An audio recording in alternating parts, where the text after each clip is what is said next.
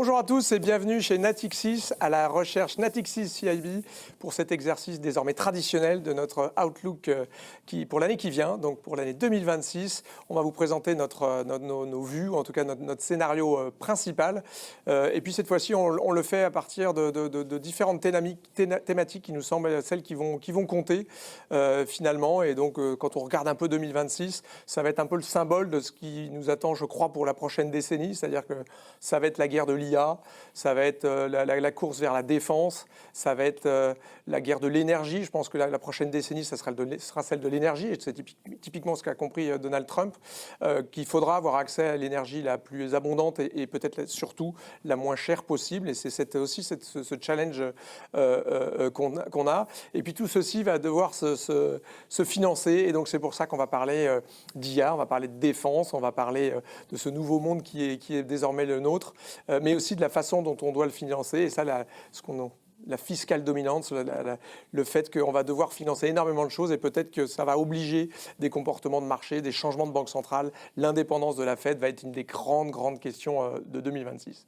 Alors si on regarde 2025, ce qui est frappant, c'est finalement, il y a plein de mots qui viennent à l'esprit. Effectivement, ça a été l'année des tarifs, ça a été l'année de la guerre ou de la paix, ça a été l'année d'NVIDIA, ça a été l'année de la K-économie, quand vous avez 10% des ménages américains les plus riches qui ont 87% des actions, qui ont 44% du marché immobilier, qui désormais font 50% de la consommation américaine. Vous avez évidemment cette divergence très nette. Donc on est sur des économies en K, quelque part, pas mal de choses.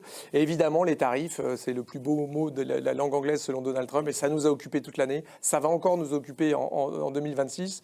Mais si on veut regarder un peu 2025, qui je pense restera dans les manuels d'histoire à plein d'égards, ne serait-ce que parce qu'aujourd'hui on a un émissaire américain qui discute avec la Russie d'un accord sur les métaux, sur l'énergie à venir, quand les Européens sont avec Zelensky pour essayer de sauver l'Ukraine. Il faut quand même juste regarder les choses. Ça fait maintenant, on va avoir une guerre en Ukraine qui aura plus duré en juin que la Première Guerre mondiale. Donc on n'est pas encore sorti. Moi je crois absolument pas à ce qu'on ait une paix durable de ce point de vue-là. Mais c'est peut-être ce qui va nous arriver, on l'espère en tout cas pour 2026. En tout cas, si on regarde 2025, ce qui est très frappant, c'est, je crois, la résilience des économies. C'est le maître mot, je crois, qui résume en tout cas le passé, puisque qui aurait pu prédire qu'on serait à 1,4% de croissance en Europe, à 1,8% aux États-Unis, que la Chine serait au-dessus de 5%, qu'on ait des chiffres de plus de 7% en Inde avec 50% de tarifs. Qui aurait pu dire ça alors qu'on a la plus forte guerre commerciale américaine depuis 1933? On a des tarifs qui sont à plus de 17%, c'est au plus haut depuis 1933. L'économie américaine, je le rappelle, c'est 28 trillions, c'est quasiment un tiers du PIB mondial, c'est presque un tiers de la consommation mondiale. Et pourtant, vous avez toutes les économies, y compris européennes, y compris françaises, qui sont finalement assez proches de leur potentiel. Donc ça, je crois que c'est vraiment le maître mot de 2025. C'est un espèce de choc, d'hallucination devant ce qui est en train de nous arriver. Et pourtant, encore une fois, la capacité des économies, des entreprises à gérer cet environnement-là. Donc si on se prolonge, si on se pose d'ici 2026, on va parler de ça dans les tables rondes qui vont venir. Effectivement, c'est sans doute un petit peu la même. Finalement, c'est presque assez facile 2026 en termes de scénario macroéconomique. C'est facile à dire, on verra à la fin de l'année prochaine à quel point on sera trompé là-dessus. Mais quelque part, on a l'impression que les économies qui ont résisté à 2025 vont résister à 2026 avec finalement des dynamiques assez similaires. Sachant que ce qu'on a vu en 2025 va de nouveau être là en 2026, c'est-à-dire des grands découplages en termes de politique monétaire et budgétaire, puisqu'on voit bien les États-Unis qui commencent juste leur cycle de baisse des taux et qui vont continuer. Chris va nous en parler tout à l'heure en termes de politique monétaire de la Fed, peut-être une baisse jusqu'à 3%, alors que la BCE a sans doute fini, que la Réserve fédérale va donc être dans un moment très différent de la BCE, que de l'autre côté, on a la Banque du Japon qui va monter ses taux et la Chine qui elle-même fait de la relance sans doute à tout va encore en 2026. Donc on voit bien des choses très différentes, mais à la fin, ça fait une économie mondiale. On prévoyait un énorme choc. Finalement, l'économie mondiale a tenu en 2025, elle va tenir en 2026. Mais en revanche, les challenges sont encore très nombreux. Et on va commencer avec le premier d'entre eux, la guerre commerciale. Comment est-ce qu'on navigue encore là-dedans? Elle est tout à fait d'actualité en 2026, comme elle l'a été en 2025. On commence avec notre première table ronde.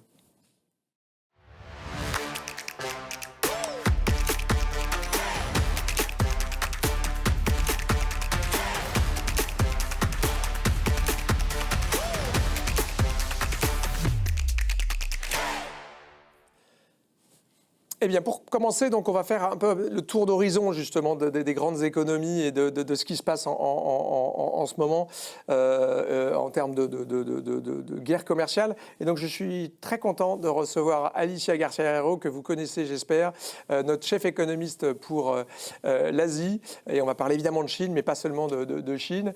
Christopher Hodge, qui est venu de New York, notre économiste américain, qui va nous parler peut-être tenter de nous expliquer ce que fait Trump.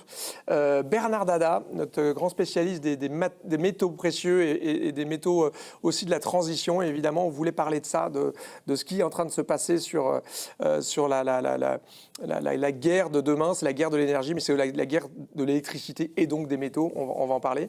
Et puis Jésus Castillo, notre senior économiste sur la zone euro, pour un peu décrypter comment l'Europe résiste jusque-là et est-ce qu'elle va continuer finalement entre le marteau américain et l'enclume chinoise? Est-ce que l'économie européenne va survivre? Alors je commence avec Chris qui va nous parler en anglais, mais vous êtes tous des clients Natixis, donc vous êtes tous à l'aise à l'anglais. La première question pour toi, Christopher, c'est comment est-ce que l'économie américaine navigue et comment elle gère cette guerre tarifaire unique? Comment est-ce que l'économie américaine réagit aux tarifs? Yeah, the Trump administration has begun to refocus on affordability concerns, and as such, they've taken off some tariffs on consumer staples such as bananas, coffee, etc.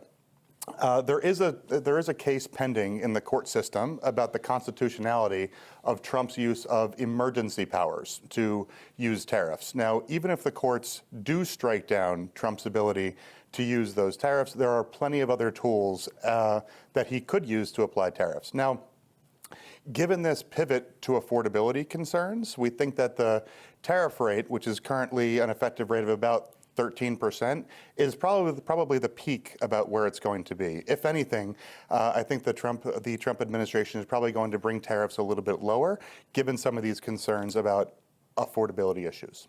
Ce que dit Christopher, c'est intéressant, c'est qu'effectivement, Trump a récemment rabaissé les tarifs parce qu'il s'est aperçu effectivement quand vous mettez des droits de douane sur des biens que vous ne produisez pas, c'est le manuel économie de la première année à la Sorbonne, eh bien ça vous fait effectivement de l'inflation et donc on a eu de nouveau la baisse sur les tarifs, sur le café, sur les avocats, sur le jus d'orange, sur le bœuf, etc. Puisqu'on avait des chiffres, des hausses de prix de 20% parfois. Et donc ce que dit Christopher, c'est que finalement le gros des tarifs, il est sans doute derrière nous et qu'on a plutôt une tendance de l'administration Trump, puisque le gros des sujets pour les élections mi-term, ça va être le pouvoir d'achat. Probablement, l'administration Trump va être amenée à baisser un peu ses tarifs l'année prochaine. Donc, l'économie américaine, finalement, qui a réussi à survivre, hein, encore une fois, on est à 1,8 cette année et 1,8 l'année prochaine dans notre compte, probablement qu'elle sera un peu moins impactée par les tarifs, puisqu'on a plutôt une tendance à la baisse. Deuxième question. On a cette espèce de grande divergence entre l'inflation qui monte, on est à 3%, on va voir le corps ici cette semaine, inflation qui monte et une détérioration du marché de l'emploi, on est à 4,4% de taux de chômage. Comment est-ce que l'économie et la Fed vont réagir à cette polarité entre inflation et emploi? Yeah, so the U.S. economy is on pretty firm footing, and there are reasons to be more optimistic going into 2026. There'll be a positive fiscal impulse, financial conditions are easing, and consumers in aggregate have pretty strong, are still quite strong. Now, inflation is increasingly a concern. That is going to dampen down consumption a little bit. We do think that's going to be at least partially offset by some of the tax changes in the One Big Beautiful Bill. So that is going to incentivize additional CapEx. And so we think that growth is going to end 2026 where we ended 2025 at about 1.8%. But the consumption of that, or the composition of that growth, is going to be more skewed towards investment than it is consumption. All the while, I think the Fed is still very sensitive to any sort of weakness in jobs. And we have the unemployment rate continuing to rise throughout Q1, topping at 4.7%. And we think the Fed's going to continue to cut until they get to 3%. All the while, these inflationary pressures are still staying consistent and we think are going to heat up towards the end of 2026. And we think the Fed's going to make no more progress down to the 2% target in 2026 than they made in 2025. Donc effectivement, on a deux choses qui sont en train de se télescoper aux États-Unis, hein, cette hausse de l'inflation, je le disais, 3% sur le corps PCE, qui commence un peu à mordre sur l'inflation, sur la confiance des consommateurs. Ça, c'est quelque chose qui est en train sans doute qui va devoir baisser probablement dans la composition du PIB américain l'année prochaine. Chris nous dit qu'on attend, nous, un PIB à 1,8 l'année prochaine, comme cette année. Par contre, la composition du PIB sera un peu différente. Ce sera un peu moins de la consommation, puisqu'on a une hausse des prix. Et encore une fois, la consommation, c'est plus de 70% du PIB américain, et d'un côté. Et de l'autre côté, vous avez quand même une détérioration du marché du travail. Hein. Chris attend un pic du chômage à 4,7%. Donc là aussi, ça va être quelque chose qui va impacter la confiance et la consommation. Donc ce sera un peu moins de consommation, mais plus de capex dans l'économie américaine. Mais au total, on aura 1,8. En revanche, là-dedans, la Fed va quand même plutôt se focaliser sur la composante emploi dans son mandat, dans son dual mandate entre inflation et chômage. Et donc, elle va continuer à baisser ses taux au mois de décembre et sans doute aller jusqu'à 3%, hein, vers la neutralité, un peu même en dessous, ce qui permettra à l'économie américaine en fait, de compenser. Et puis, ce que dit Chris aussi, il ne faut pas oublier qu'il y a beaucoup de choses à l'œuvre. Alors, on parle beaucoup de la hausse de la couverture santé pour les plus démunis, hein, l'Obamacare qui s'arrête. Mais de l'autre côté, il ne faut pas oublier qu'il y a les dépenses budgétaires liées au Big Beautiful Bill qui arrive. Et donc, ça va un peu compenser l'effet de la hausse des prix. Donc, au total, 1,8% de croissance et la Fed qui baisse à 3%. Dernière question pour Chris. Chris, c'est quoi les rendez-vous 2026 Qu'est-ce qu'il y a dans l'agenda qu'il faut qu'on regarde en 2026 Yeah, so I mentioned the Fed before, and there are a couple key things I want to mention as well. So in January, the courts are going to hear a case to determine whether or not the president has personnel control over the Fed. Is he allowed to fire policymakers? If the courts do rule in Trump's favor, that does have the potential to unanchor inflation expectations. And we do expect that each Fed meeting to have even more scrutiny than typically, given the fact that some of the doves or some of the hawks at the Fed have been more vocal about their opposition to more cuts, and the fact that there's a widely viewed expectation that the next chair is going to be a dove. So I do think that most of the Fed meetings in 2026 will be contentious and will be heavily, heavily scrutinized. Ce que dit Christopher, évidemment, dans les rendez-vous, on a parlé des mid-terms en novembre, mais peut-être que bien avant ça, il y a tous les rendus de la Cour suprême américaine, que ce soit sur les tarifs, mais aussi, ce que dit Christopher, sur la Fed, sur Lisa Cook, sur la capacité qu'aura Trump à prendre la main sur la Fed. Et évidemment, hein, on n'a pas encore la nomination, mais si c'est un Kevin Hassett qui est nommé dès le mois de décembre, vous aurez un peu un shadow FOMC qui va se mettre en place. Et donc, ce que dit Christopher, on va avoir quand même cette année 2026 un énorme attention à ce qui va sortir des dots, ce qui va sortir des discussions, puisqu'on va quand même avoir un petit peu cette grande différence entre les doves et les hawkish, entre les Trump et les non-Trump. Donc il va y avoir quand même une vraie question autour de la Fed et peut-être un peu de primes de terme, de primes de risque qu'il faudra garder. On en reparlera avec nos stratégistes juste après. Maintenant, je me pose de l'autre côté de la deuxième superpower de plus en plus assertive. On voit là la Chine qui est un petit peu dans un new hubris chinois où la Chine qui lance sa Global Governance Initiative, qui défile avec la Russie, etc. Donc on sent quand même une Chine qui est en train de prendre la place que laissent un peu les États-Unis. Mais première question pour toi, Alicia, comment est-ce que la Chine s'en est sortie jusque-là et comment est-ce que tu l'attends en 2026 ? La Chine s'en est sortie vraiment grâce à nous, grâce aux exportations. Pas vers les États-Unis, pas directement, surtout indirectement, Vietnam, Thaïlande, Malaisie, mais vers l'Europe et surtout vers le reste de l'Asie. Alors, c'est les exportations. L'investissement a été très faible et aussi la consommation.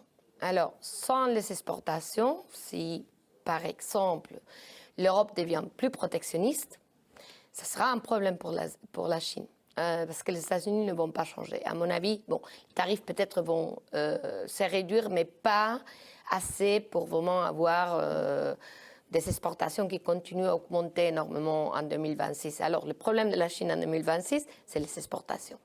Et est-ce que quand on parle beaucoup d'involution, de problèmes de profitabilité des entreprises chinoises, et dans le même temps on entend dans le plan quinquennal de Xi Jinping qui veut mettre l'accent sur la consommation domestique, est-ce qu'on peut espérer, entre guillemets, un rebalancing de l'économie chinoise, moins vers justement de la déflation qu'on exporte, et plutôt vers de la consommation domestique, ou non, c'est illusoire? Non. Ah, voilà, merci. Prochaine question. Alors, dans les plans quinquennales, on a que, bon, ce n'est pas encore complètement disons, finalisé, mais on sait que la consommation n'apparaît que comme la troisième priorité de la Chine. La première, c'est la production. Et la seconde, c'est l'innovation. Alors, on sait exactement où est-ce que la Chine veut viser, c'est continuer à exporter au reste du monde et bien sûr, toujours en faisant la concurrence à l'Europe et aux États-Unis. C'est ça que la Chine va faire et ça veut dire que la Chine va continuer à réduire les prix et pour exporter plus, pour éviter, disons, les barrières que le reste du monde met sur les exportations chinoises. Alors, on ne peut pas s'attendre à un changement de modèle en Chine. Et sur le reste de l'Asie, on voit des pays qui s'en tirent étonnamment bien. Enfin, même, on va parler de l'Inde, typiquement, malgré 50% de tarifs, ils font plus de 7% de croissance. Comment s'en tire, entre guillemets, le reste de l'Asie et puis l'Inde aussi? Alors, le reste de l'Asie, c'est une question aussi du fait que la Chine s'en sert pour... C'est du rerouting encore? Oui, encore, Vietnam et les autres. L'Inde, disons que c'est aussi le fait que l'année dernière n'a pas été très bon, alors ils ont un effet base. Mais disons que les exportations sont terribles en Inde. C'est le reste qui marche. Alors là, l'Inde a le problème, vraiment le contraire de la Chine. Les manufactures sont pénibles et ils n'ont que 1,8% des exportations mondiales pour une économie qui a 4% de la taille mondiale. Alors, il y a un problème qui est vraiment le contraire. Alors, l'Inde, pour moi, la solution de l'Inde, c'est vraiment, par exemple, les accords avec l'Europe, le reste, peut-être même les États-Unis, en baissant les tarifs, c'est-à-dire vraiment que ça devient un centre de production qui fait la concurrence à la Chine. Mais on est très loin de ça. Oui, je crois que la Chine, c'est 30% du manufacturier mondial et l'Inde, c'est 3%. C'est moins, c'est 1,5%. Voilà, donc on n'y est pas encore. La Chine n'est pas, l'Inde n'est pas encore la nouvelle Chine. C'est ça. Alors maintenant, l'Europe là-dedans, encore une fois, comment est-ce qu'on explique que l'Europe, finalement, s'en sorte cette année? Comment on la voit l'année prochaine? Alors, tu l'as dit tout à l'heure, 1,4% de croissance cette année. Environ 1,2 l'année prochaine, donc c'est plutôt pas mal. Quand on regarde un petit peu par pays, tous les pays auront une croissance positive en 2025. Mais ça, dans cet univers, en fait, ça ne veut pas dire que l'Europe a été complètement insensible à cette guerre commerciale. Et en fait, on passe d'un univers, il faut se souvenir, où on avait des taux de droits de douane d'environ 2,1%, à en moyenne 10% pour les exportations européennes. Sachant que là-dedans, il y a un plafond à 15% pour la plupart des produits à 50% comme l'acier et l'aluminium, d'autres qui sont exemptés. Et tout ça, ça affecte aussi différemment les pays d'Europe. Si on regarde, en fait, on s'est amusé à calculer des droits de douane pour les différents pays. On voit, par exemple, la Pologne, finalement, ça va être plutôt 16% les droits de douane qui vont être appliqués sur ces exportations vers les États-Unis. 15% sur l'Europe, ce qu'on s'est amusé à faire, c'est recalculer avec les tarifs effectifs en fonction de la production de chaque pays, et ça arrive à des tarifs finalement nationaux par rapport aux 15% nominaux annoncés. Voilà. Si on prend les 4 grands, France, Allemagne, Italie, Espagne, c'est plutôt entre 12 et 13%. Portugal, Autriche, Pays-Bas, plutôt 14%. Et puis Irlande, Belgique, un petit peu inférieur à 7%. Donc tout ça, comment ça se traduit? On voit finalement que dans la première partie de l'année, quand on regarde l'évolution des exportations européennes vers les États-Unis, on voit que finalement, elles ont pas mal progressé. Même assez fortement, 8%. Et ça, c'est quelque chose qui est intéressant. Après, quand on détaille par pays, on voit qu'ils n'ont pas tous été traités à la même enseigne. La France s'en sort plutôt bien avec l'aéronautique, mais l'Allemagne et l'Italie, elles, enregistrent des fortes baisses. C'est l'Allemagne et l'Espagne, de 8% sur les 9 premiers mois de 2025. Donc on voit que tout ça est très fortement dépendant de la structure de la production. Et alors il y a autre chose que soulignait Alicia, c'est la Chine dans tout ça et sa stratégie d'exportation. Alors, quand on regarde les importations de l'Europe vis-à-vis de la Chine, on voit qu'elle reste dynamique entre 8 et 11%, ça dépend si on regarde en valeur, en volume, tout ça. Mais ce qui est très frappant, par contre, c'est que les exportations européennes vers la Chine, elles, s'effondrent et baissent fortement. Donc là, on a vraiment un problème structurel, un petit peu de compétitivité probablement. Alors dans cette guerre, je me tourne vers toi Bernard, dans cette guerre vers le maintien de la souveraineté, on voit bien l'Europe qui est un peu attaquée de toutes parts, qui doit essayer de se défendre contre la Chine, mais aussi s'inventer une souveraineté en termes de défense, etc. Et il y a vraiment, encore une fois, ce secteur de l'énergie qui revient un peu dans tous les sujets, et notamment quand on parle d'électrification, et on va en parler tout à l'heure avec Ivan, mais quand on parle de souveraineté énergétique, vient tout de suite la weaponization qui a été faite de la Chine avec les métaux rares. Comment est-ce que l'Europe se défend ou qu'est-ce qui se passe en termes de souveraineté énergétique au niveau des métaux côté européen? Donc, du côté européen, on a vu qu'en 2023, ils avaient introduit, suite à la guerre en Ukraine, un acte qui s'appelle le Critical Raw Materials Act et qui avait, dans les grandes lignes, c'était un peu de dire on veut arriver à 15% de production de consommation qui soit produite à travers des mines européennes, 25% de consommation de ce qui vient de recyclage soit européen, et aussi en termes de raffinage. Maintenant, les objectifs étaient très ambitieux, donc d'ici 2030, mais quand on voit le cycle qui est tellement long pour les mines, on ne peut pas y arriver, on est déjà en 2025. Deuxièmement, il n'y a pas beaucoup d'argent qui a été mis en avant. D'accord, si on compare aux Américains, en fait, dans cette course pour les terres rares, pour les métaux critiques, les Américains de US Export-Import Agency en ont mis 100 milliards. Ils ont déjà dépensé 35 milliards sur tout ce qui est métaux critiques, etc. L'Europe n'en a pas mis de l'argent en avant dans ce sens-là. La France en a mis 500 millions. Donc, on est déjà dans un ordre. Et le problème maintenant, aujourd'hui, on peut voir les nouvelles, c'est que les Américains, ils arrivent à acheter, avant même les Européens, les assets qui seraient dans des pays friendly, des pays amicaux. Donc les Américains nous dévancent dans ce sens-là. Et ça, c'est très intéressant parce qu'encore une fois, de toutes les problématiques autour des métaux, c'est pas qu'on n'ait pas de métaux. Encore une fois, la France produisait 40% des terres rares du monde dans les années 90. C'était le principal producteur de terres rares du monde. C'était à La Rochelle, avec l'usine Solvay, etc. C'est pas tellement ce problème-là. Le problème, c'est le temps que ça met. On est au Portugal, en Espagne, en train de rouvrir des usines, comme le font les États-Unis, mais c'est pas le sujet. Le sujet, ce que tu dis, c'est d'aller acheter. C'est pas seulement de trouver. Donc, on peut en trouver des terres rares, par exemple en Suède, mais aussi de la partie de la raffinage. Il y a la main-d'œuvre, le skill des ingénieurs. Combien d'ingénieurs miniers on est en train de faire sortir chaque année en Europe? C'est rien du tout comparé à ce qu'on en a besoin. C'est aussi une volonté locale aussi d'accepter qu'on fasse les ingénieurs des écoles des mines, ils vont faire de l'IA, monsieur. Oui, ils viennent travailler dans la banque ici.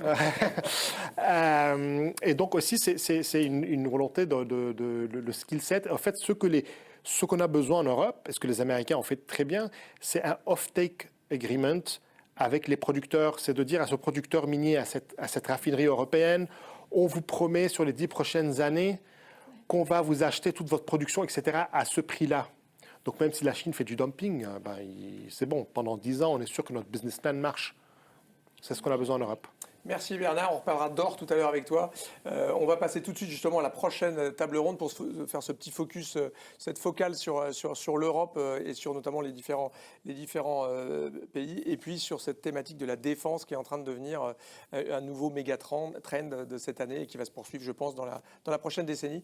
Merci Alicia, merci messieurs. On passe à la prochaine table ronde sur l'Europe et la souveraineté.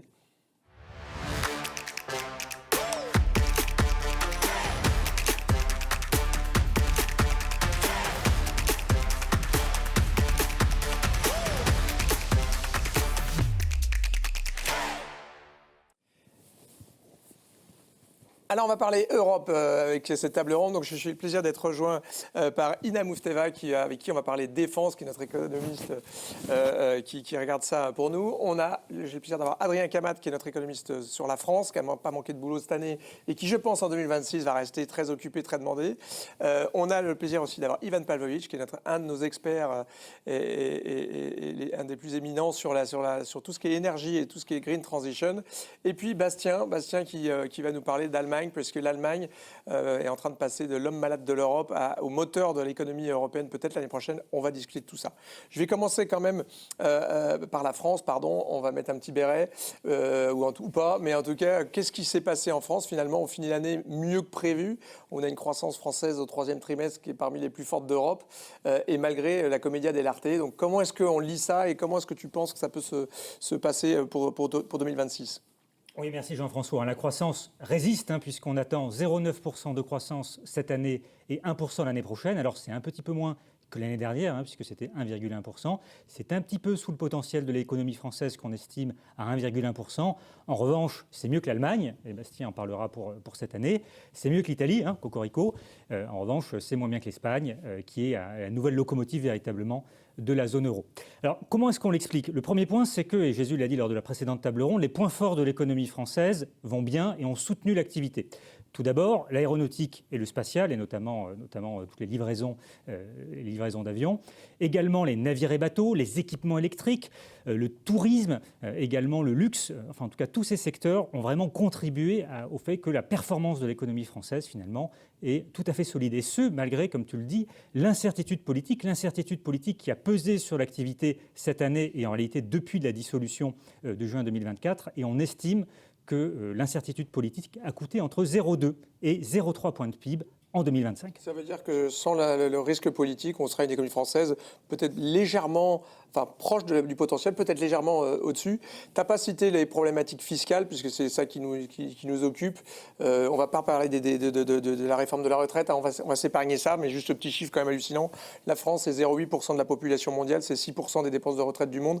Ne parlons pas de ça, ça va nous énerver. Mais si on regarde les déficits, c'est quoi nos chiffres 2025-2026 ?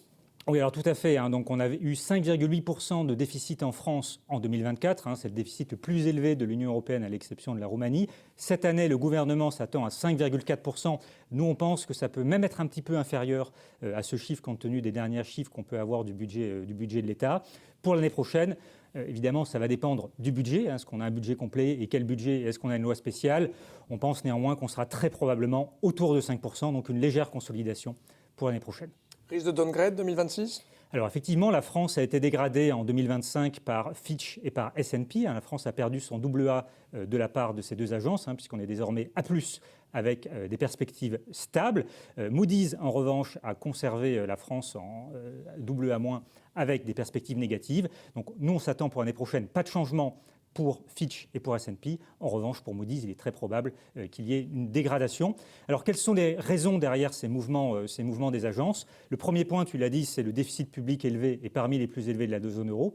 Le deuxième point, c'est la dette publique qui s'inscrit sur une trajectoire haussière. Selon nos calculs de soutenabilité de la dette publique française va progresser de 10 points à horizon 2030 et serait supérieure à 120%. C'est le deuxième point. Et le troisième, c'est la capacité à faire des réformes structurelles dans un environnement fragmenté politiquement. On voit, tu l'as mentionné, non seulement on ne fait pas forcément de réformes structurelles, mais en plus, on défait, ou en tout cas on suspend certaines mesures qui ont été prises. C'est le cas par exemple de la réforme des retraites, la suspension de la réforme des retraites, qui est un des éléments qui a été avancé par les agences de notation. Donc les challenges demeurent pour la France en 2026, avec évidemment des rendez-vous électoraux, au moins en mars. Peut-être on reparlera d'élections anticipées, mais plus ça va, plus nous on pense que finalement le risque d'élections anticipées diminue, puisque entre les municipales qui vont occuper et qui occupent déjà beaucoup les appareils politiques et les présidentielles qui arrivent à grands pas, peut-être que ce risque va peut-être diminuer. Si on se tourne vers l'Allemagne, avec toi Bastien, ce qui est très intéressant, c'est qu'on annonçait ces plans allemands qui sont là. Pour l'instant, on ne les voit pas dans les chiffres. Adrien le disait, la France fait 0,5 au T3, après 0,3 au T2. Pendant ce temps-là, l'Allemagne fait 0,0. Est-ce qu'enfin, on va voir le moteur allemand démarrer? J'avais envie de dire de passer la seconde, mais je lui souhaite de passer surtout à l'électrique. En tout cas, ce qui est sûr, c'est qu'on devrait observer un début de cette impulsion budgétaire à partir du T4 de cette année. Donc c'est pour ça qu'on ne le voit pas encore dans les chiffres de croissance en Allemagne. Ce qu'il faut avoir en tête, en tout cas, c'est que l'année 2025, on devrait enfin avoir une croissance positive après 2 années de contraction de la croissance économique. Mais ce qui est également important de souligner, c'est que l'année 2025 permettrait à peine de dépasser le niveau de 2019. Alors pour le coup, pour l'année prochaine, on s'attend à ce que cette impulsion monte en puissance, donc en tout cas les effets de cette impulsion budgétaire montent en puissance, que ça apporte plus de 1 point de pourcentage à la croissance allemande, qui l'amènerait à 1,3%. Donc de là à être un nouveau moteur pour la croissance européenne, je serais plutôt réservé sur ce sujet. En revanche, l'Allemagne arrêtera d'être un frein pour la croissance européenne. Alors comment est-ce que va se traduire ce plan ? Je pense qu'il est important de le rappeler. On peut, on va dire, le résumer en 3 points. Le premier, c'est ce fonds de 500 milliards d'euros à destination des infrastructures publiques. Le deuxième, c'est l'augmentation substantielle des dépenses de défense. Et ça, je pense qu'on aura l'occasion d'en reparler juste après. Et dernier point, c'est bien sûr les incitations fiscales pour les financements d'investissement des entreprises du secteur privé. Et donc, qu'est-ce qu'on doit s'attendre pour l'année prochaine ? C'est un rebond dans les investissements en Allemagne, après plusieurs années de baisse consécutive des investissements là-bas. On s'attend à ce qu'on ait un rebond de 3,5% l'année prochaine. Évidemment, une stimulation avec la consommation publique. Et si enfin on rajoute cette hausse du salaire minimum qu'on attend de 8,5% pour l'année prochaine, en tout cas, ça devrait permettre pour les ménages avec des bas revenus de gagner un certain pouvoir d'achat. Et comme on sait que ce sont plutôt la catégorie des ménages avec la plus grande capacité, en tout cas volonté à vouloir consommer, on s'attend également à ce que la consommation privée soit plus dynamique que l'année 2025. Et donc au final, c'est tout l'ensemble de la demande domestique qui contribuerait positivement à la croissance en Allemagne. Et ça, j'ai envie de dire, ça fait un petit moment qu'on n'a pas vu ça. Oui, et puis ce qu'on a tendance à un petit peu oublier en France, c'est que les mesures sont quand même déjà en train d'arriver. On a des subventions pour faire baisser les prix de l'électricité, des subventions qui reviennent sur les voitures électriques. Et comme par hasard, on voit au mois de novembre les voitures électriques qui repartent à la hausse. Plus d'une voiture sur 4 vendue désormais électrique, etc. Donc on voit comme une dynamique qui repart avec ces subventions qui sont déjà là. Et puis on va parler juste après de budget de défense. Juste avant de parler de ça avec toi, Ina, si on a un point de croissance en plus en Allemagne, c'est combien pour la France en plus ? C'est un petit 0,1, un point de plus C'est toujours en Allemagne, c'est un petit 0,1 en plus pour la France. C'est une bonne nouvelle, alors que l'Allemagne était à l'arrêt. Et je crois que c'est à peu près 0,2 dans nos calculs sur l'Italie. Donc c'est quand même un moteur de l'économie. C'est de très très loin la plus grosse économie européenne. On parle d'une économie qui est 5 points de PIB mondial. Donc évidemment, cette économie qui repart, ce sera une bonne nouvelle.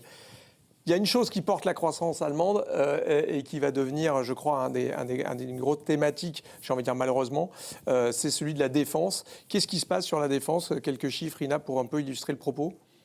Oui, merci Jean-François. 2025 a été effectivement est devenue l'année charnière pour le secteur de la défense européenne. Donc en mars, la Commission européenne a en effet annoncé un projet d'envergure à la hauteur de 800 milliards d'euros d'investissement dans le secteur. Donc qui se décompose en 2 piliers principaux, donc 150 milliards d'euros de prêts garantis par l'UE et 650 milliards d'investissements supplémentaires venant en fait des règles un peu plus souples sur le budget, donc sur les règles fiscales qui en fait, si déclenchées, pourrait autoriser jusqu'à 1,5 point du PIB de dépenses supplémentaires donc vers le secteur de la défense.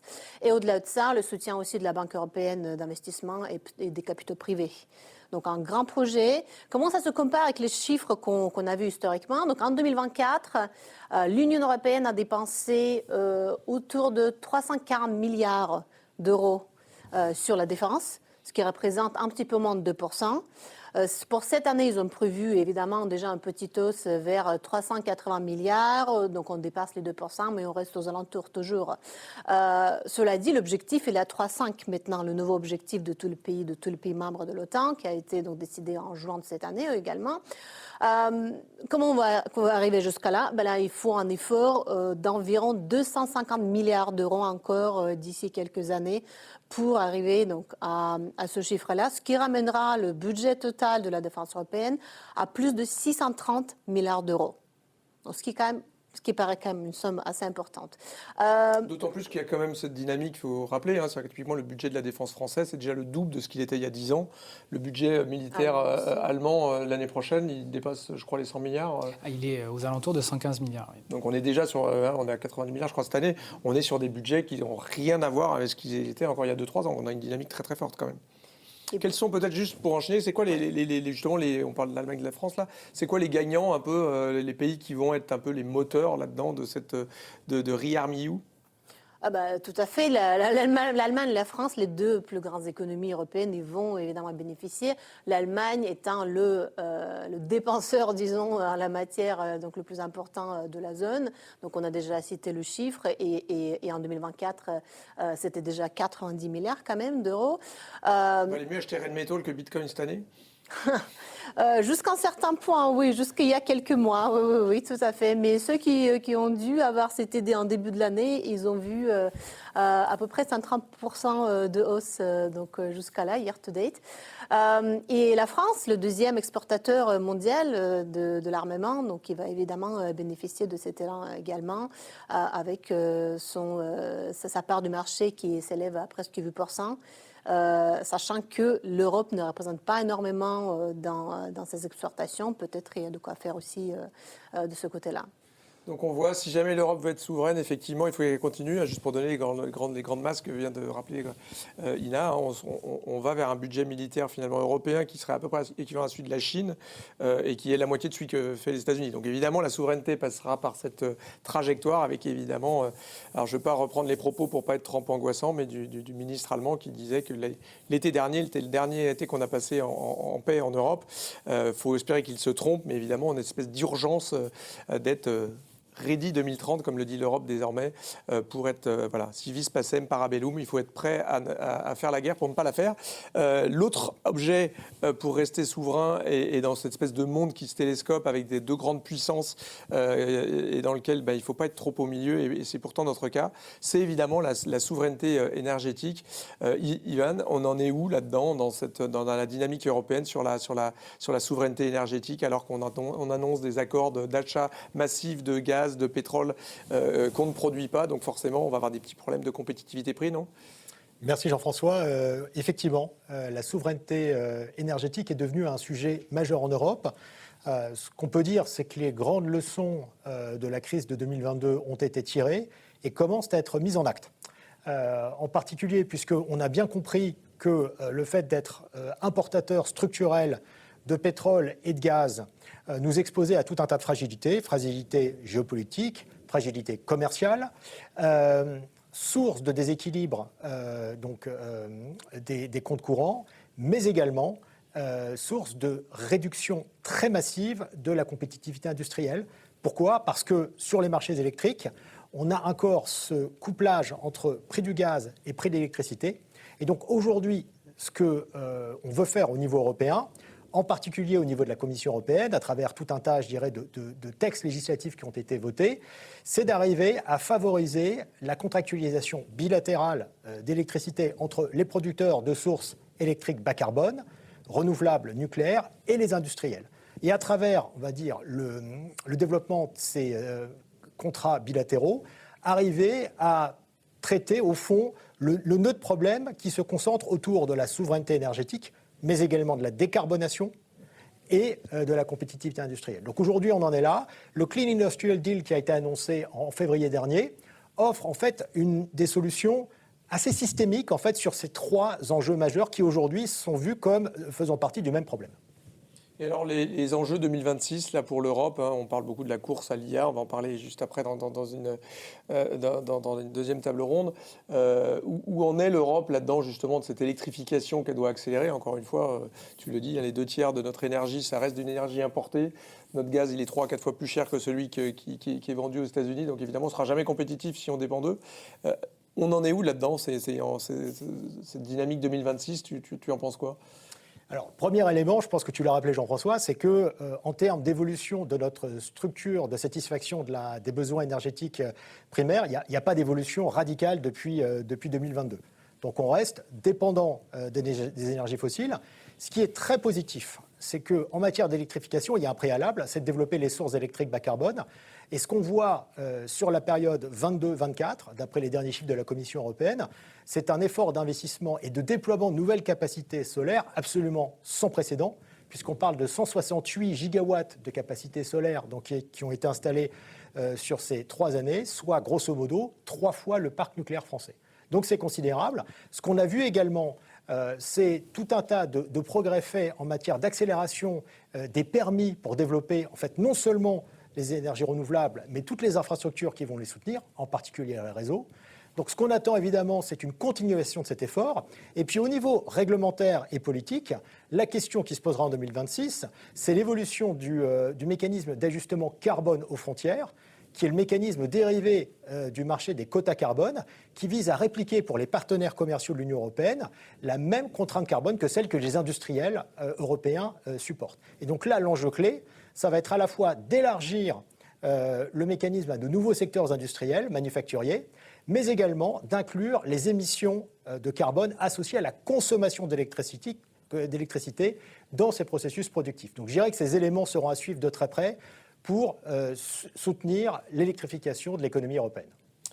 Rappelons un petit chiffre là pour donner comme les dynamiques. C'est-à-dire qu'on est sur des pays, il y a pas mal de pays, je pense au Portugal, à la Grèce, même à l'Espagne, qui se rajoute aux pays du Nord où on a de l'électricité qui est maintenant à plus de 70% renouvelable. Et juste un petit chiffre, en Europe en 2025, là, on installe un panneau solaire en Europe toutes les 4 secondes. Donc on est quand même sur une espèce de dynamique qui ne faiblit pas en tout cas là-dessus, même si on en parlera tout à l'heure. La Chine est dans une autre dimension par rapport à nous, mais quand même on a cette espèce d'espoir que l'Europe continue à être un petit peu à chercher sa souveraineté énergétique par des énergies qu'elle produit sur son territoire plutôt que de les importer. Merci Ina, merci beaucoup messieurs. On passe à la prochaine table ronde sur les marchés, mais qu'on va aborder sous le thème de la domination budgétaire, comment tout ça va influencer les différentes classes d'actifs l'année prochaine. Merci, on passe à la prochaine table ronde.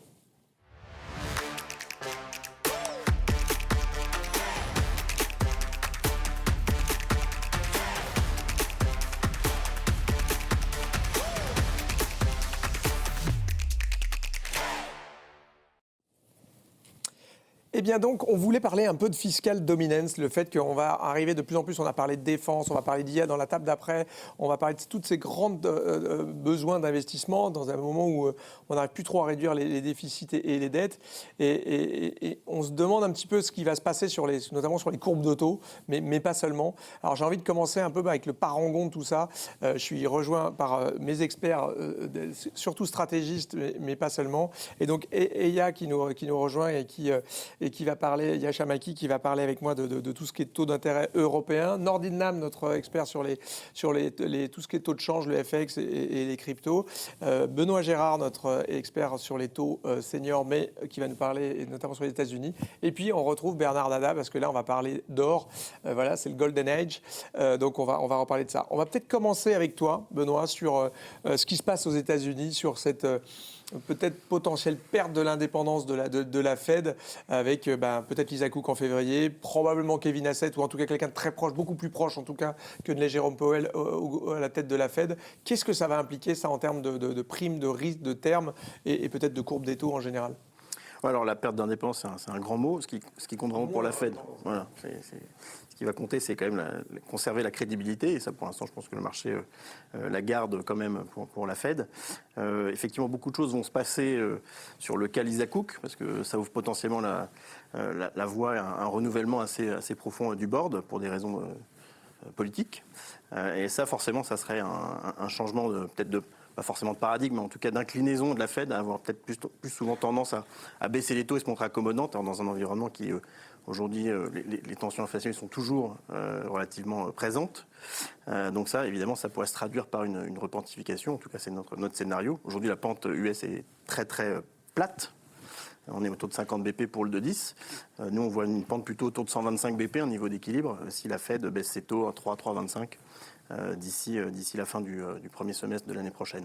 Alors justement, si on reste sur les taux, là, la fiscal dominance encore, c'est quoi les programmes de supply américains et nos targets sur le 10 ans américain, justement dans ce contexte un peu contraint où on aura une baisse des taux sur le court, mais en même temps beaucoup de besoins de financement venant des US? Oui, il y a une montée en charge d'une part du financement du déficit, d'autre part des renouveler les tombées existantes. On parle de 2 200 milliards d'émissions pour l'année prochaine. Et dans cette part-là, on a quelque chose comme 800 milliards de bills. Le financement par le court va être assez important pour le Trésor dans les mois et les trimestres à venir.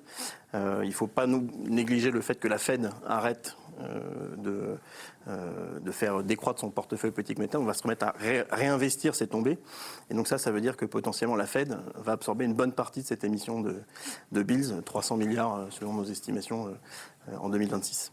Et puis ne pas oublier quand même les grands chiffres. On parlait avec Adrien juste des 120% de la dette française, ce qui doit évidemment nous interroger, nous faire paniquer. Mais sur les États-Unis, on est sur une dynamique d'il y a peut-être 125% de dette sur PIB avec une dette américaine qui augmente de 1000 milliards tous les 50 jours cette année en 2025. Donc on est quand même sur une dynamique qui évidemment va devoir attirer les capitaux du monde entier.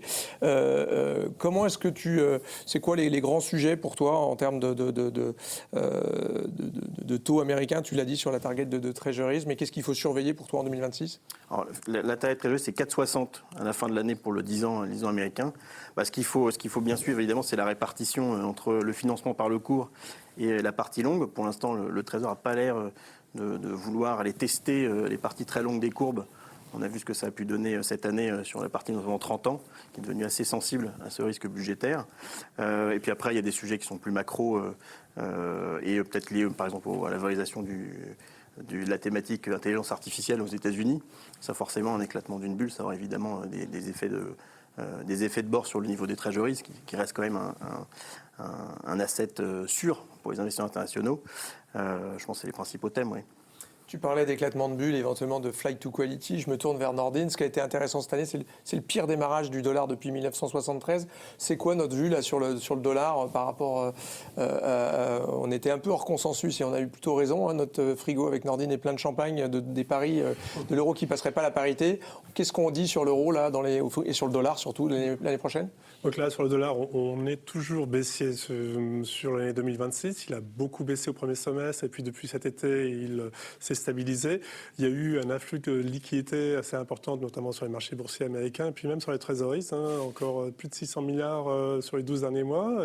Et au total, actions plus taux, c'est du 1500 milliards. Donc ça a permis de soutenir ces derniers mois le dollar, mais on pense que cet afflux va se tarir un tout petit peu.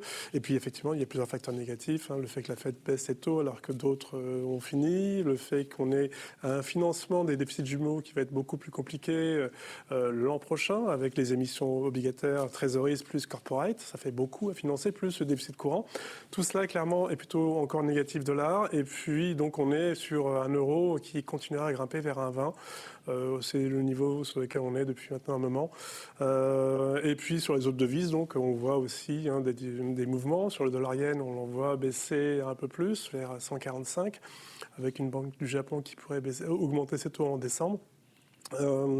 Et puis après, de manière générale, on va jouer beaucoup plus le différentiel de taux, les stratégies de carry trade, sachant que la volatilité va baisser de plus en plus. On est déjà sur des niveaux de vol très bas et c'est l'environnement plutôt porteur pour les stratégies de carry trade. Donc les devises émergentes devraient bien se porter. On devrait voir le dollar CNH continuer encore à baisser et à tester les 7 rapidement finalement. Probablement peut-être d'ici juin. Et puis, devises émergentes, de manière générale, celles qui ont des taux très élevés vont continuer encore à performer tout au long de l'année 2026. Petite question alors pour toi, Nordine ou Benoît. On voit la fin du QT de la Fed qui a été assez rapide finalement, alors que le bilan de la Fed reste très élevé. On voit, tu disais, peut-être des émissions potentiellement très élevées sur le cours, avec ce moment de baisse des taux de la Fed qui va continuer. Est-ce qu'on peut penser qu'il y a un effet ou un risque qui pourrait être lié, on va parler de l'éclatement de la bulle ou pas, de l'IA à venir, mais notamment il y a tout cet impact qui commence à se ressentir un peu des stablecoins, des achats de treasuries, en tout cas dans le repo ou dans la liquidité court terme. Est-ce que c'est des choses qu'on peut penser avoir un impact sur la partie courte des taux? Alors pour l'instant, quand on regarde les achats faits par Tether et puis USDC, les deux principaux stablecoins, c'est 150 milliards donc, de treasuries, plus des fonds monétaires, mais ça reste encore limité, quoi. Ça peut jouer. On a pu voir que quand il y a eu les déboires de SVB, on a eu des difficultés. Tout le monde s'est mis à vendre un petit peu ces stablecoins et SVB a dû vendre du coup pas mal de T-bills. Mais pour l'instant, ça joue encore à la marge, quoi. Est-ce que les émissions, on retrouve un peu une dynamique d'émissions cette année? Est-ce qu'on va la retrouver l'année prochaine? Tu disais des émissions assez concentrées sur le cours. Ah oui, tout à fait. Je vous disais tout à l'heure, c'est 800 milliards de bills. Donc il y aura toujours une tendance, évidemment, pour réduire les coûts de financement et puis profiter éventuellement d'une baisse des taux de la Fed. Évidemment, ça aura un impact, oui, bien sûr. Donc on parle encore une fois, stablecoin, c'est de l'ordre de 300 milliards max en ce moment. Alors, ça sera peut-être beaucoup plus que ça dans le futur, on verra. Mais en tout cas, pour l'instant, ce que tu dis, c'est qu'en ordre de grandeur, on n'est pas dans quelque chose de très systémique. Je me tourne vers toi, Aya. Il y a aussi une dynamique qui est intéressante à suivre en 2026, c'est cette gros changement, enfin en tout cas pour l'Allemagne, mais qui se rajoute aux autres, sur la dynamique du supply, en fait, des émissions 2026. C'est quoi les grandes tendances 2026 sur le supply? Et puis je te poserai après la question sur les taux. Oui. Du coup, en fait, l'année prochaine, l'Allemagne s'apprête à rejoindre les plus gros émetteurs souverains de l'Europe. Donc on parle ici de 360 milliards. Donc, soit plus 100 milliards qu'en 2025. Et donc, c'est un grand chiffre, ce qui va se projeter. Donc, on aura en fait plus de papier, ce qui va faire que cette rareté du Bund va un peu disparaître.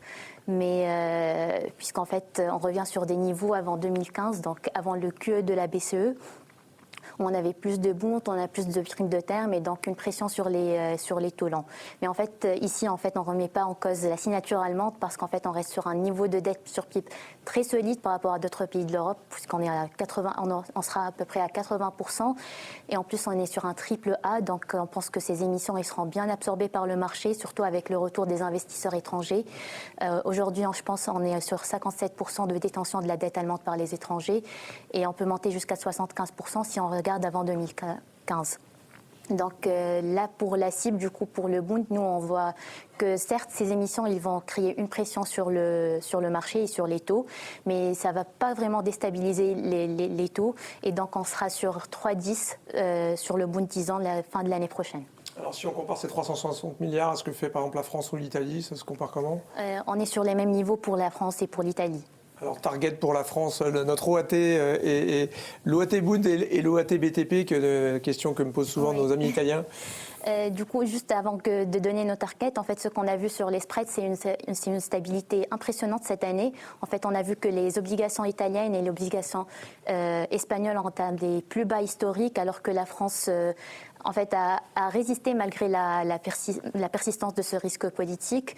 Et en fait, on voit que cette stabilité va se poursuivre l'année prochaine avec un BTP Bund qui va clôturer l'année prochaine autour de 75 points de base, alors que sur la France, qu'on appelle un peu le maillon faible de cet univers, à cause de ce risque politique, surtout avec le retour des élections la fin de l'année prochaine, donc de ce risque élection, on sera plutôt sur du 80 points de base. Donc on voit que l'OAT, il sera au-dessus du BTP. Toujours. Bon, Ouais. très bien. Merci Aya.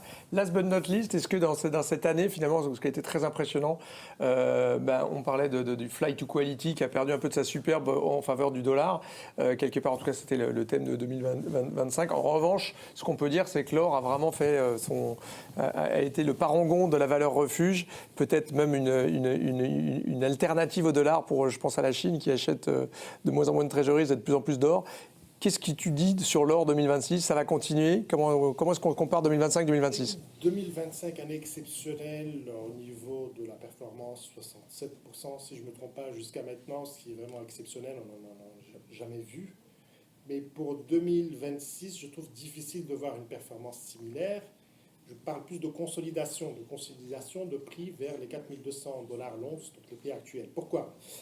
Parce que 2025, le vecteur, un des gros piliers, ça a été les additions par les investisseurs dans les fonds physiques or.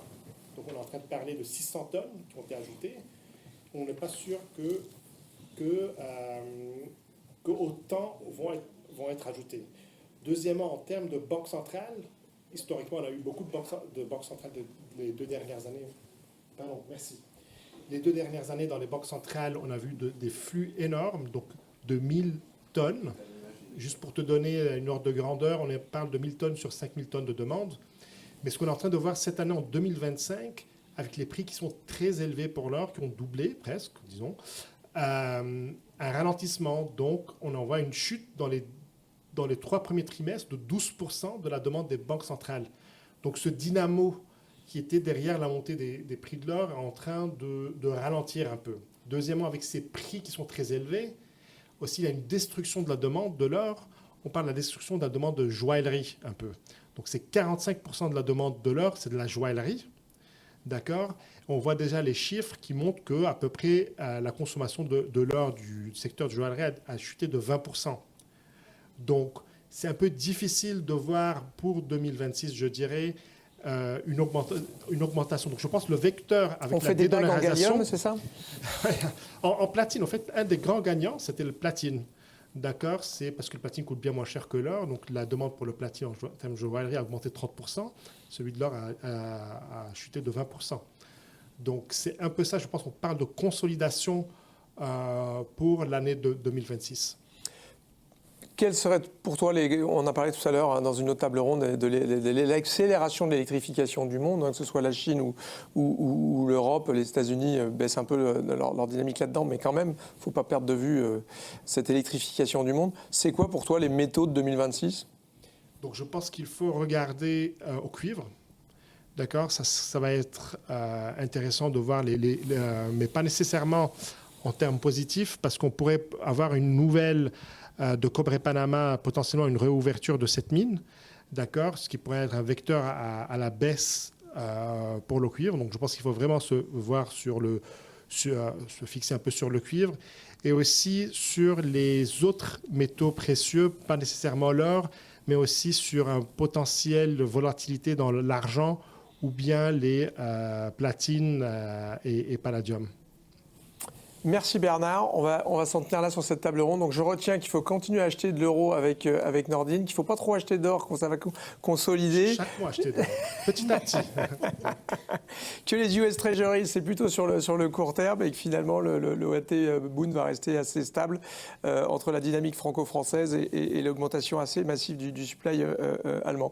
Merci Aya et merci messieurs. On passe à la prochaine, l'avant-dernière table ronde sur l'intelligence artificielle et ses enjeux à la fois sur les économies et les marchés. Merci à tous les quatre.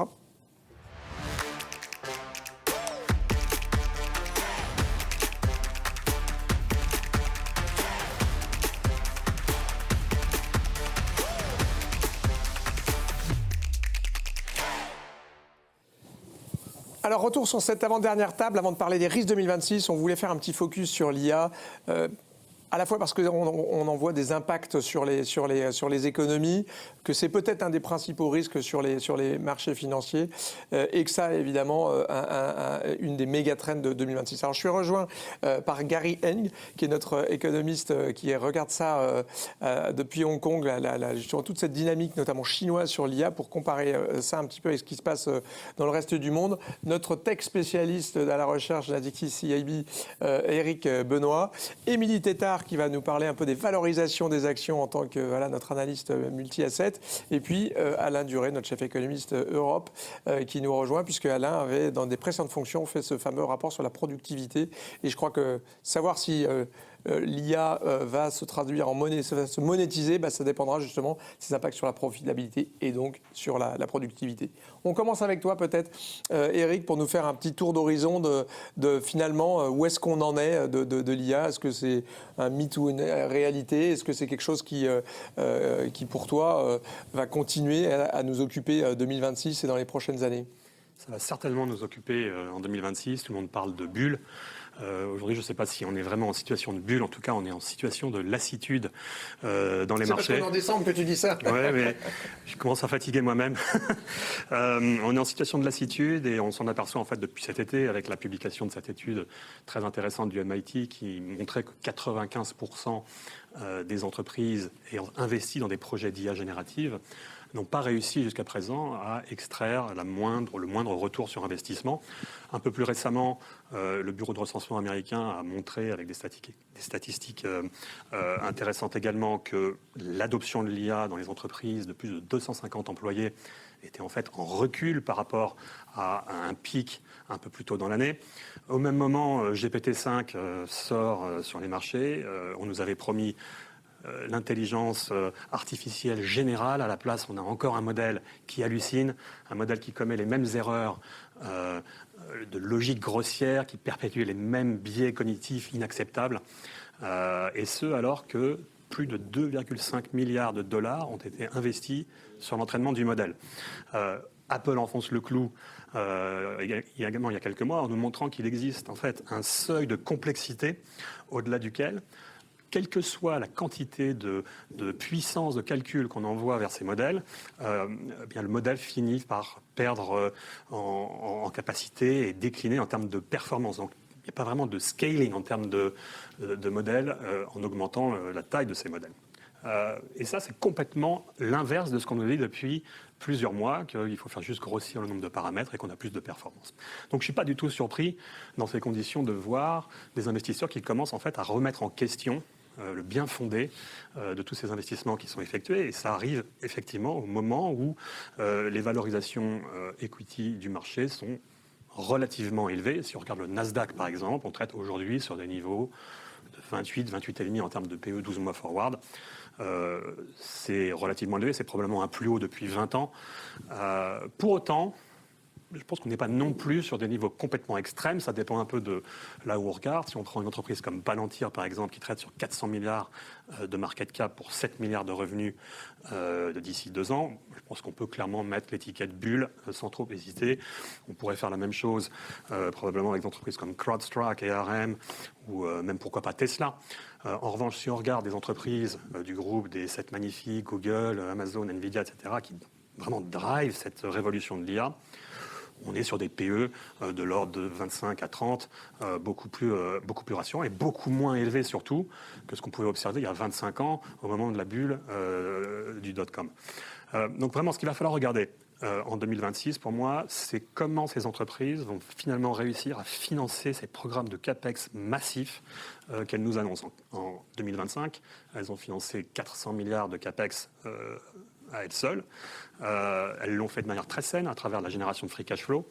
En 2026, elles annoncent déjà 500 milliards et elles commencent un peu à s'endetter pour le faire, ce qui est nouveau, même si les proportions sont raisonnables aujourd'hui.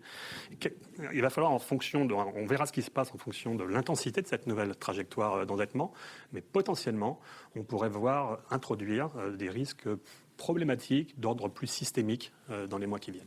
Oui, on parle du chiffre d'émissions investment grade de ces entreprises. Là, en ce moment, on parle de 800 milliards. C'est presque la moitié de ce qu'on a aujourd'hui comme émission d'investment grade aux US. Et puis, ce chiffre qu'on a de la part de la croissance américaine qui est due à ces investissements, ces CAPEX dont tu évoquais, les 400 milliards. Mais en fait, quand on regarde un peu ce qui se passe sur l'écosystème tech, IA, data center aux US, on a 5400 data centers aux US, on en a 322 en France, on en a 500 en Chine, on en a 450 en Allemagne, enfin pour donner des ordres de grandeur. On a sans doute dans nos calculs quelque chose comme 0,5 point de la croissance américaine des 1,8 qui serait dû à ça. Donc on est quand même sur un impact macroéconomique de tout ça. Alors peut-être pour passer à toi Alain, est-ce que ce que décrit finalement Eric, on n'est pas dans ce que disait Robert Solow en 87, c'est-à-dire qu'il disait on voit des ordinateurs partout sauf dans les statistiques, il a le prix Nobel pour ça en 87, mais 5 ans après on voit la productivité qui explose et finalement il n'aurait peut-être pas eu le prix Nobel en 92. Est-ce qu'on n'est pas dans ce J, c'est-à-dire tu dis tiens il faut monétiser, on a plein d'investissements, c'est quoi à ton avis l'impact de tous ces investissements massifs sur la productivité, sur l'emploi donc et in fine sur la profitabilité des entreprises. Alors, la vraie question aujourd'hui, c'est l'IA générative. Et il est trop tôt pour le dire parce qu'on manque de données. Sur les autres formes d'IA générative, notamment la digitalisation, on a des études empiriques qui convergent en termes de résultats. Donc, pour l'IA générative, aujourd'hui, pour anticiper l'impact potentiel de l'IA générative sur la productivité, la croissance de la productivité et la croissance potentielle, il y a deux approches. Puisqu'on manque de données, il y a soit l'extrapolation à partir des études précédentes qui concernent les autres innovations technologiques, notamment la digitalisation, comme je le disais. Là, on a deux types de résultats. Pour les États-Unis, sur les années 90, la plupart des études s'accordent pour dire qu'on a un impact de 0,6 points de pourcentage par an comme boost de la productivité, la croissance de la productivité. Une étude récente dans le rapport que tu mentionnes, auquel j'ai participé, on trouve que sur les années 2016-2024, dans les économies avancées, donc Europe, États-Unis, la digitalisation, au sens large, a apporté un surcroît de croissance de productivité de 0,3 points de pourcentage. L'autre approche, c'est une approche théorique. Et là, on a deux prix Nobel qui s'affrontent, enfin, du moins qui divergent sur les résultats. On a d'un côté l'américain Daron Acemoglu du MIT, qui lui part d'un modèle théorique d'équilibre et qui nous dit, en fait, le surcroît de productivité qu'on pourrait avoir est de l'ordre de 0,07 points de pourcentage par an sur les 10 prochaines années. À l'inverse, Philippe Aghion, notre récent prix Nobel, lui, utilisant le même modèle, c'est ça qui est important, arrive à un impact 10 fois plus important. Lui, il dit que l'impact, le surcroît de croissance de productivité que peut apporter l'IA générative est de 0,7 points de pourcentage. Ce qui est intéressant, c'est qu'il diverge sur les hypothèses de 3 variables de ce modèle, les autres étant similaires. La première, c'est le nombre de tâches exposées à l'IA. Le deuxième paramètre, c'est parmi ces tâches exposées à l'IA, quelles sont celles qui sont profitables d'être remplacées par l'IA. Et la troisième variable, c'est finalement les gains en efficacité de ce remplacement de ces tâches par l'IA. Typiquement, on parle du nombre de coups de téléphone et de chat que peut avoir un support logistique de quelque compagnie que ce soit. Et donc, c'est ça qui est intéressant. Un dernier point qui est important, c'est sur l'emploi. L'emploi, on diverge aussi fortement et on est toujours réduit soit à cette extrapolation, soit à le modèle théorique. Ce qui est intéressant, c'est dans une étude récente que j'ai utilisé dans ce fameux rapport de la Banque européenne d'investissement, quand on demande aux firmes quelle est votre anticipation de l'impact in fine de l'IA générative sur l'emploi, eh bien, ce qui est intéressant, c'est que la majorité des entreprises européennes vous répondent on s'attend à une baisse nette de l'emploi total, et aux États-Unis, c'est l'inverse. Ils vous répondent on s'attend à une croissance nette de l'emploi total. Alors c'est intéressant parce que justement, on en parlait juste avant avec Christopher, on commence à voir des choses sur l'emploi. Est-ce que Amazon, c'était un post-Covid effet ou les débuts de l'IA? Et puis on commence à avoir pas mal d'études, je pense à celle d'Anthropic. On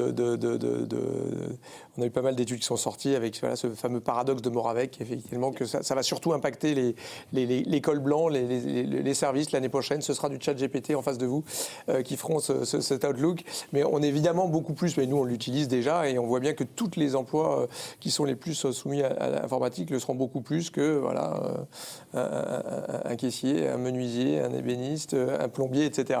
Je me tourne peut-être vers toi, Gary, pour parler de la Chine. Et justement, on a un peu cette idée quand on entend Eric, que finalement, et d'ailleurs quand on voit, je pense qu'un des mots-clés de 2025, c'était aussi Nvidia, c'était le market mover, peut-être le plus gros market mover aujourd'hui, plus que l'emploi américain. On a l'impression que les États-Unis gagnent gagnent la guerre de l'IA, de l'innovation et sont en tête. Mais en même temps, on a le CEO de Nvidia qui vous dit en fait, non, ça c'est un no-brainer. Finalement, ce que nous dit Jensen Huang, c'est que c'est la Chine qui va gagner la bataille de l'IA. Et la raison pour laquelle il dit ça, c'est qu'il faut entraîner les modèles. Pour entraîner les modèles, il faut beaucoup de données et pas trop d'obstacles à les utiliser. Et surtout, il faut de l'électricité, beaucoup d'électricité pas chère. Et ça, la Chine est en train de gagner la bataille. La question pour moi, Gary, c'est où en est la Chine de la bataille de l'IA? Where China stands in terms of AI war 2025 and more importantly 2026? Sure. So I think in the case of China, it is indeed one of the most important competitor in the world with the AI adoption. So what we see is that China is trying to push through more computing power, basically more efficient modeling skills, and more applications, which is the most important. So we already see that in China, the market size of the cloud computing and the big data has already reached 1% of the GDP, which is 1.4 trillion yuan. So to me, this is quite a big growth to show that indeed the policy support and the company investment is actually quite strong in China to make it become one of the most important AI market and user. Non, ce que dit Gary, effectivement, c'est qu'il y a une dynamique. Vous vous souvenez, on disait souvent que la Chine, c'était 30% du PIB, c'était le marché immobilier. Et ce que dit Gary, c'est effectivement, quand on prend les investissements dans la tech, dans l'IA, on parle déjà de 1 point de PIB pour la Chine. Alors, encore une fois, ça reste petit, un chiffre qu'on a peut-être moins en tête, mais aujourd'hui, les investissements, le renouvelable dans les emplois et l'économie chinoise, c'est 10%. Donc, ça reste petit, mais effectivement, ça reste fort. In terms of investment and strategy regarding AI, where China is putting the focus in its 5-year plan going forward? I think this is indeed the biggest difference between US and China. So if we look at an example, Microsoft each year on AI is $80 billion. For Alibaba, it's 3 years, $50 billion. So there's a very big difference in China trying to allocate the resources in a more efficient way and also like a cheaper AI model. So to me, this is the biggest difference that we see down the road. So the competition between US and China will probably on cost down the road, and this will be supported by policies and the government contract in only granting to local companies. Oui, la grosse différence que dit Gary entre la Chine et les US, évidemment, on est sur un modèle économique et politique assez différent. En termes d'innovation et de drive, l'investissement public, évidemment, est beaucoup plus élevé en Chine qu'aux États-Unis et même qu'en Europe. Et en fait, finalement, ce que dit Gary, c'est que ce que va essayer de faire la Chine, qui est quand même pas dans les mêmes montants que les États-Unis, c'est de trouver des modèles un petit peu plus sur la compétitivité prix, sur les coûts. Et là, on a tous en tête le DeepSeek moment, où on voit bien que les Chinois essaient d'arriver à un truc un peu plus, on n'est pas dans la même compétition d'innovation, on n'est pas dans la même compétition en termes de capex des entreprises privées, ça reste très très public ou des entreprises parapubliques, mais évidemment ce que va réussir peut-être à faire, c'est de disrupter. Alors c'est un peu Google qui a commencé le plus à disrupter Nvidia, mais peut-être que la Chine a son mot à dire. On l'avait vu dans ce petit début de DeepSeek. Merci Gary. Et si je termine last but not least par toi, Émilie, parce qu'une des grosses questions, évidemment, on l'a abordé un peu avec Eric, mais est-ce que c'est un des gros dangers de 2026 de voir ce moment, est-ce qu'on monétise ces investissements dans l'IA et tout va bien, ou est-ce que ça va être vraiment un moment de vérité pour l'IA et l'explosion de la bulle? Comment est-ce que tu vois le risque action lié à l'IA de façon générale? Alors du point de vue des actions, moi je dirais que c'est plus un risque de concentration qu'un risque de valorisation. Les valorisations, Eric en a parlé, en fait elles sont chères mais elles ne sont pas exubérantes. Elle s'explique en fait essentiellement par les fondamentaux. C'était les Magnificent Seven, pour mémoire, c'est plus 37% de croissance des EPS par an sur les 10 dernières années. Et c'est ça qui explique en fait les performances boursières. Donc c'est plus un sujet de concentration maintenant, parce qu'avec des telles performances, on arrive à des portefeuilles très concentrés. C7 Magnifique, c'est 20% du MSCI World en termes de capitalisation boursière. Donc, ça commence à peser beaucoup, et même une concentration macro qui est importante, avec des revenus qui croissent de manière très, très, très rapide, des marges très élevées. On sent que ça ne peut pas être durable. Et en fait, ce n'est pas tant une question d'inflexion, d'explosion de bulles. Ça va plus être une question, de mon point de vue, de rééquilibrage des fondamentaux vers quelque chose de plus, donc plus une normalisation qui pourrait voir les techs continuer de performer, mais sous-performer versus le reste du marché. C'est quoi pour toi les gros risques 2026 ? Là, on a parlé voilà, de la tech, les bulles, mais globalement, là, si on regardait nos portefeuilles, globalement, c'est quoi les gros risques 2026 ? Et peut-être, dans la même question, si tu devais être un petit peu prudente dans l'année qui vient, c'est quoi le portefeuille que tu conseillerais ? En tout cas, un petit peu tilt dans le portefeuille pour le dérisquer ? Alors, sur les techs, déjà, les risques auxquels ils font face, c'est potentiellement les risques de compétition. On a parlé des fondamentaux qui sont très forts, donc il y a un risque de hausse des compétitions, de contraction des marges. Et là, c'est presque le risque le plus bullish, entre guillemets, parce que ça reste quelque chose de favorable.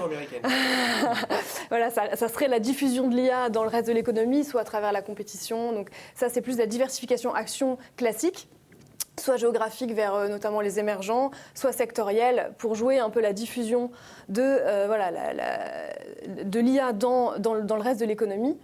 Après, les autres risques liés aux tech, ceux du financement, de la hausse du leverage, aussi la question des ressources énergétiques permettant de déployer la tech. Ça, c'est plus un risque qui rejoint la thématique de fiscal dominance qu'on a évoquée déjà. Et les bons actifs, potentiellement, ça va être plutôt l'inflation, les comos. Et on rejoint une thématique plus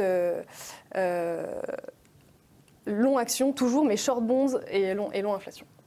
Merci Émilie. On va s'en tenir là pour passer à la dernière table ronde sur les risques de 2026. On a déjà évoqué un petit peu pas mal de ces thématiques qu'il faut garder en tête. Et on va essayer d'un peu de mapper ce qui nous semble être les choses à regarder pour 2026. Merci Émilie, merci messieurs. On passe à la dernière table ronde pour terminer sur les risques 2026 et les grandes dates à surveiller. Merci.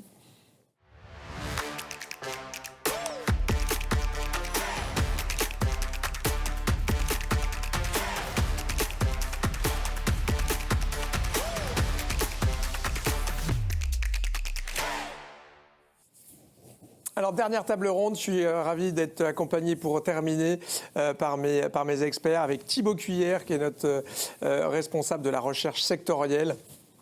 Pour évoquer évidemment les risques et notamment sur le crédit. Il nous semble qu'il y a comme d'habitude, le crédit est souvent le leading indicator dans les crises, en tout cas dans les corrections de marché. J'ai Cyril Regna qui est le boss des stratégistes chez nous pour parler des risques et notamment, je pense qu'il faut quand même revenir sur le risque qui pourrait être lié à la France notamment, mais pas seulement, les risques de marché plus généralement. Je suis ravi également d'avoir Joël Hancock, notre expert sur les matières premières, notamment sur les prix du gaz et du pétrole. Et puis Baptiste Reuillon qui va nous parler des risques bancaires qui, je pense, peuvent être un des trucs à surveiller. On avait vu que ça avait quand même été un peu pété aux États-Unis. C'était venu par là. Et voilà, dans un moment de levier, dans un moment de tension sur la liquidité potentiellement, ça peut être intéressant. Alors, je vais peut-être commencer quand même par toi, Cyril. Alors, sur la première chose, c'est la session française. C'est quoi les risques France pour toi ? Comment est-ce que toi, tu vois je dirais les grands moments, les grands rendez-vous de 2026 et quels sont les risques France ? Alors, sur les grands moments, on en a déjà quelques-uns en tête, à commencer déjà par en fait ce vote du budget.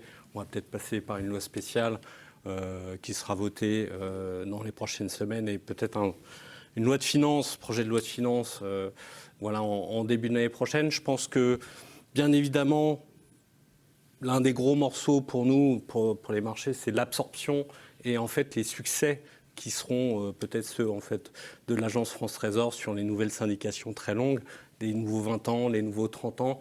Ce seront en fait des événements importants pour justement pouvoir jauger de l'appétit des investisseurs en fait, pour la dette française. Notre sentiment, c'est que cet appétit va rester relativement décent. Voilà, on va avoir toujours en fait, une base d'investisseurs domestiques. On le pense en fait toujours, on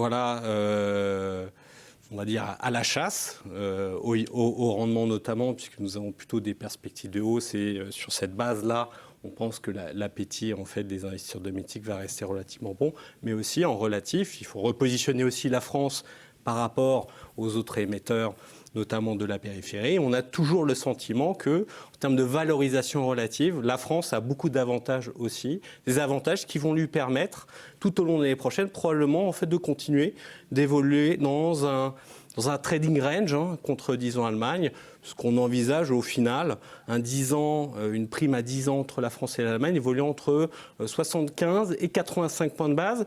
La fin d'année prochaine, elle sera bien entendu probablement un peu plus sportive parce que, au fur et à mesure qu'on va s'approcher de l'échéance électorale majeure de 2027, à savoir les présidentielles, on va avoir des marchés qui potentiellement vont vouloir intégrer probablement un peu plus de primes politiques, un peu plus d'agitation aussi. Donc ça va nous faire du bien, on va avoir un peu plus de volatilité, ça va probablement nous donner un tout petit peu de travail. Mais voilà, la France va rester très, très probablement l'un des sujets assez phares en fait, de 2026. Alors s'il y a un risque France qui reste là, juste Baptiste, pour revenir à toi rapidement, mais c'est quoi le risque sur les banques françaises ? Sur les banques, en fait, il n'y a pas de risques fondamentaux particuliers, car elles sont très solides à l'heure actuelle. Le problème qu'on voit, c'est un risque de valorisation en spread de crédit par rapport à leurs pairs européens, avec notamment des banques françaises qui ont tendance à sous-performer depuis 18 à 24 mois contre des banques italiennes et des banques espagnoles qui, elles, vont mieux, notamment parce que leurs souverains vont mieux. Donc on a un système de vase communicant de réallocation des investissements de la part des investisseurs, des banques françaises vers les banques dites périphériques espagnoles et italiennes. C'est un peu comme l'économie, quoi. Les banques françaises vont bien, ce qui ne va pas bien, c'est le risque politique. C'est ça, en termes de fondamentaux, elles sont très solides. C'est quoi les autres risques de marché, Cyril ? Est-ce qu'on peut parler il y a un risque BCE, peut-être qu'on se plante et que la BCE va devoir faire beaucoup plus. Est-ce que je voulais te parler aussi on parle beaucoup de la réforme des fonds de pension néerlandais. C'est quoi pour toi les trucs à surveiller quand même en plus de ça ? Bien sûr, le premier bloc, c'est en fait cette vue directionnelle, puisqu'on va attaquer en fait 2026 avec probablement des investisseurs qui vont se dire la BCE en a terminé, les taux longs européens vont augmenter même de façon graduelle. Or, on le sait, il y a probablement un scénario qui n'est pas notre scénario baseline, dans lequel l'Allemagne ne délivre pas tout ce qu'elle a promis en termes de dépenses d'infrastructures et de défense, dans lequel justement l'orientation en fait, des taux longs allemands est bien différente. Ce n'est pas 3%, c'est peut-être 2%. Et dans ce scénario-là, c'est aussi probablement en fait, une BCE un peu plus accommodante qui pourrait baisser les taux. Et dans un scénario dans lequel la BCE baisse les taux, le Bund, c'est peut-être pas 3%, c'est peut-être 2,50, voire un niveau inférieur. Petit mot sur la réforme Hollande des Pays-Bas, là. Alors c'est le gros sujet, puisque on a près de 600 milliards en fait, d'AUM qui vont faire cette transition au 1er janvier 2026, mais ça ne s'arrête pas là, puisque 1er janvier 2027, ça continue. 900 milliards d'euros d'AUM vont faire cette transition d'un modèle Defined Benefits à Defined Contributions. Les impacts en termes de DV1 sont gigantesques. C'est un niveau d'absorption qui est assez difficile pour les marchés, et c'est la raison pour laquelle on a cette dynamique en fait, de pontification sur en fait, les courbes swap et les courbes cash. Et donc on va rester en fait, dans une dynamique très probablement en fait, de pontification, mais qui dépasserait largement en fait, aujourd'hui les autres sujets qu'on peut avoir du côté aujourd'hui des souverains. Merci Cyril. Alors justement, risque swap ici, quels sont les grands risques crédit ? On en a vu quelques petits balbutiements en 2025. C'est quoi pour toi les risques de crédit pour l'année prochaine ? Alors, effectivement, d'abord, en 2025, ça a été un bon alignement des planètes sur le marché du crédit globalement, puisqu'on a eu à la fois une croissance molle, mais suffisante pour la génération des cash flows des entreprises. En même temps, le premier semestre, en fait, avec les risques liés à la guerre commerciale, en fait, on a vu des entreprises extrêmement prudentes sur les dépenses d'investissement et sur le M&A.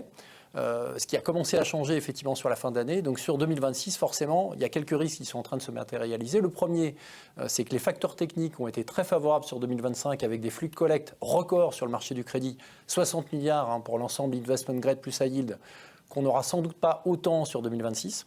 Face à cela, on aura en plus un peu plus d'émissions des entreprises, puisqu'on attend 10% d'augmentation des émissions d'entreprises en euros pour 2026 versus 2025. Et puis effectivement, tu l'as dit Jean-François, il y a un risque qui est lié à la montée des fraudes, dont on a constaté effectivement qu'avec First Brands, Tricolor et d'autres, ça commence à se multiplier. Un risque d'explosion potentiellement d'une bulle tech qui inquiète les investisseurs. Et on l'a vu notamment dans notre sondage qui est sorti donc, sur novembre 2025, où c'est la raison principale d'inquiétude des investisseurs crédit. 57% disent qu'ils sont inquiets d'une explosion de la bulle tech sur les valorisations crédit. C'est quoi les autres takeaways de ce survey qui étaient assez intéressants dans sa réponse? Alors les autres takeaways, le premier c'est qu'on a eu 152 répondants, donc c'est un nombre vraiment important, ce qui nous permet de dresser quelques statistiques. Donc on a eu, ça c'est le premier point. Le deuxième c'est que 57% des investisseurs nous disent que le moteur principal d'évolution des spreads l'an prochain, ça va être un problème de valorisation qui trouve trop tendu, notamment par rapport au taux de défaut et au cycle macro, ce qui nous interroge forcément sur la direction des spreads, en particulier pour le high yield en 2026. La troisième conclusion, en plus de celle qu'on a mentionnée, qui est l'éclatement de la bulle tech, c'est un risque pays, puisque ce qu'on voit, c'est que les investisseurs sont quand même extrêmement prudents sur la France d'un point de vue crédit en 2026. On a 47% d'investisseurs nets qui se disent net vendeurs de crédit français pour l'an prochain.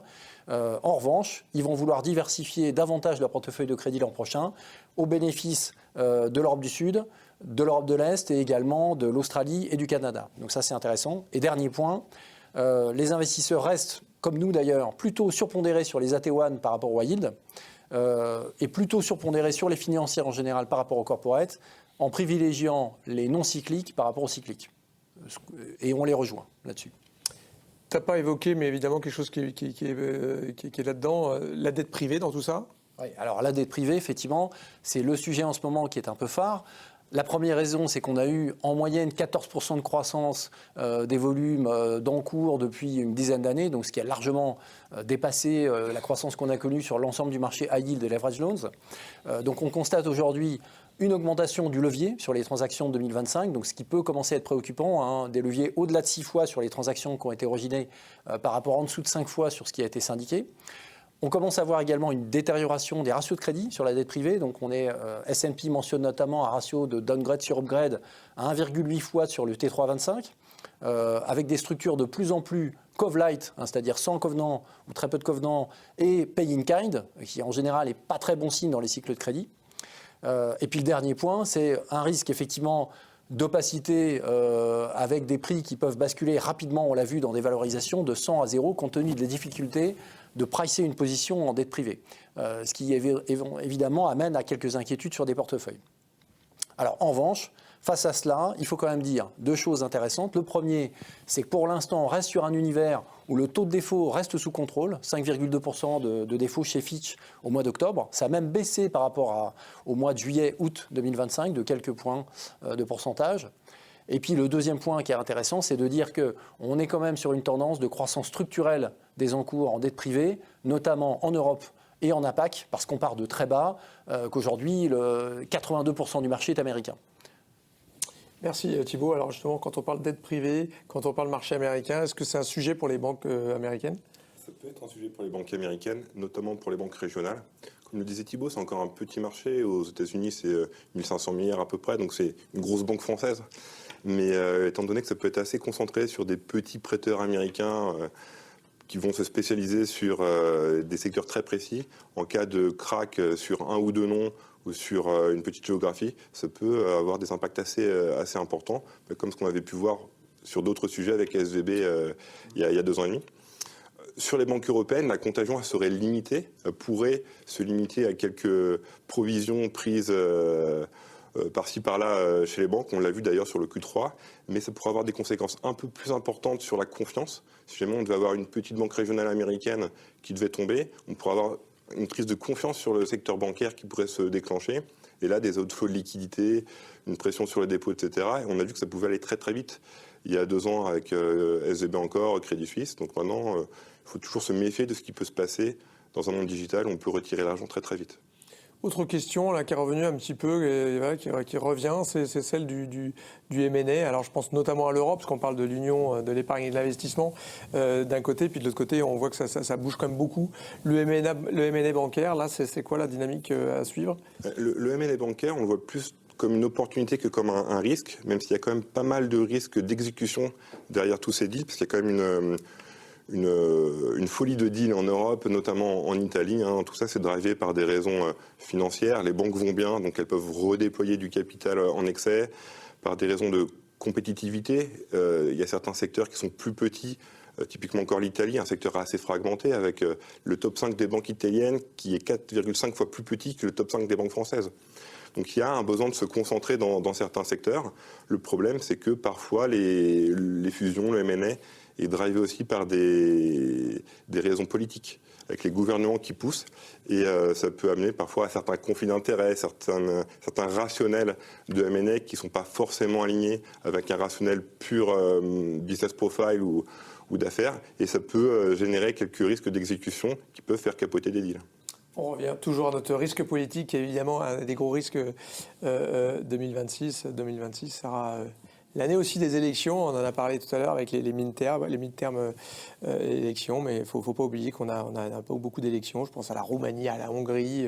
On a beaucoup d'élections qui vont être très importantes à la fois pour l'Europe et Vladimir Poutine, qui lui-même a des élections. Mais ça, c'est un des trucs où on peut être assez confiant sur notre scénario. C'est rock solide. Poutine va gagner les élections en général en 2026 en Russie. Last but not least, Joël, on voulait parler justement de toutes ces... on est beaucoup dans l'espoir d'un cessez-le-feu, voire d'une paix en Ukraine.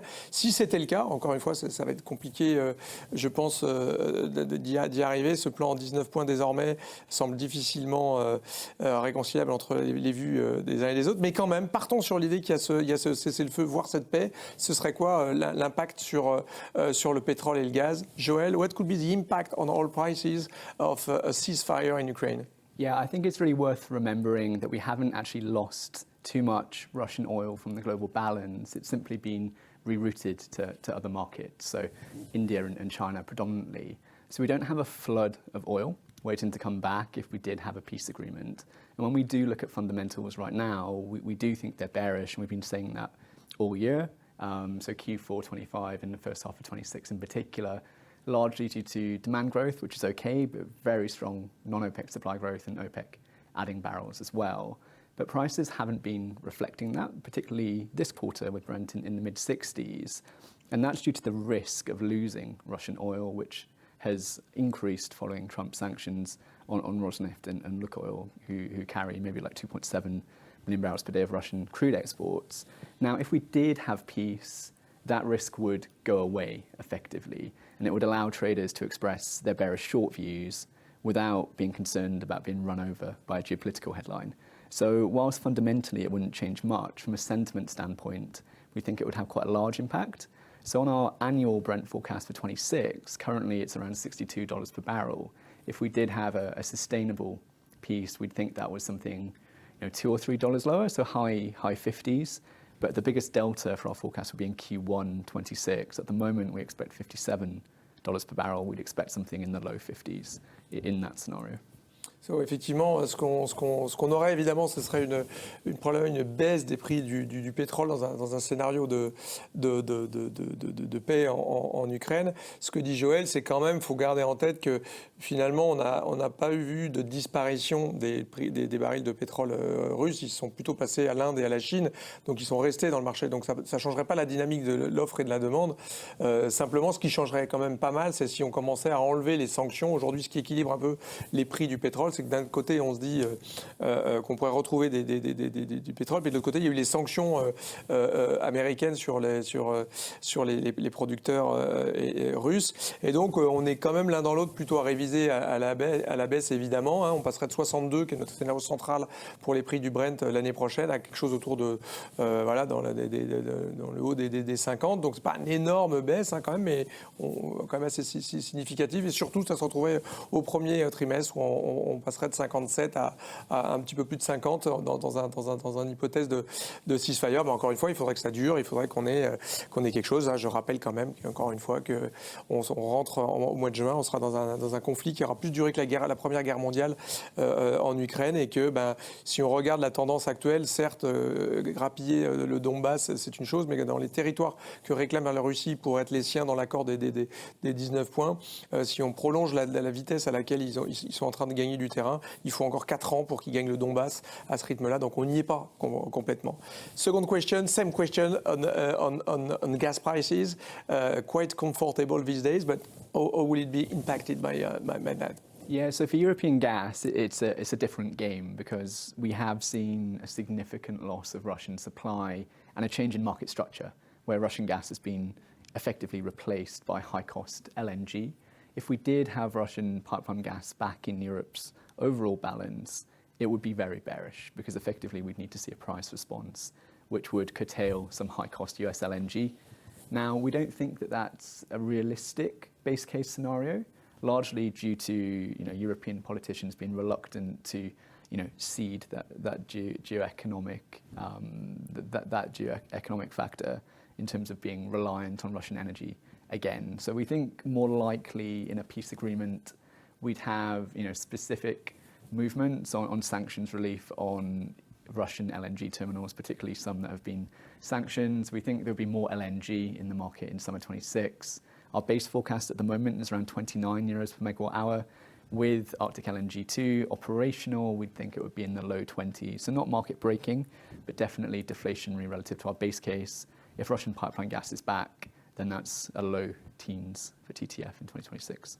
Alors, ce que dit Joël dans son scénario, c'est qu'on passerait un scénario sur le gaz de 29 à quelque chose plutôt dans le bas de la fourchette des 20 euros le TTF pour le gaz, avec cette remarque, c'est que ce serait quand même assez étonnant que les Européens, même s'il y avait de la paix, se remettraient à se jeter dans les bras, ou en tout cas dans les pipes russes. On rappelle quand même qu'on avait 45% du gaz importé en Europe qui venait de la Russie. On est à moins de 10%. On s'est diversifié, puis surtout, on voit bien aujourd'hui, on fait plus d'électricité avec les renouvelables en Europe qu'avec le gaz. Donc on est quand même en train de changer de dynamique de façon très nette, et ça serait sans doute pas remis en cause par la paix, donc un impact assez limité sur les prix du TTF selon notre expert Joël. Merci messieurs, on s'en tient là, on est un petit peu en retard, donc notre scénario ça reste quand même un petit peu celui de 2025, c'est-à-dire que les économies qui résistent, en revanche on a ces thématiques qui nous semblent vont continuer d'infuser et peut-être d'influencer que ce soit les marchés, les économies, que ce soit l'IA, que ce soit la défense, que ce soit la lutte pour la souveraineté énergétique. Encore une fois, les pays qui auront l'énergie la moins chère et la plus abondante, c'est-à-dire sans doute les renouvelables, même très certainement, seront les grands gagnants. En tout cas, toutes ces thématiques-là et nos prévisions sur les marchés et les économies, vous pouvez les retrouver sur notre site internet Recherche Natixis, mais aussi sur ce qu'on a créé dans LinkedIn, un Research Corner où on peut échanger nos publications, et sur notre chaîne YouTube évidemment, sur la Research CIB Natixis. Merci en tout cas tous de nous avoir rejoints aujourd'hui. On se reparle et on se voit très bientôt. Au revoir.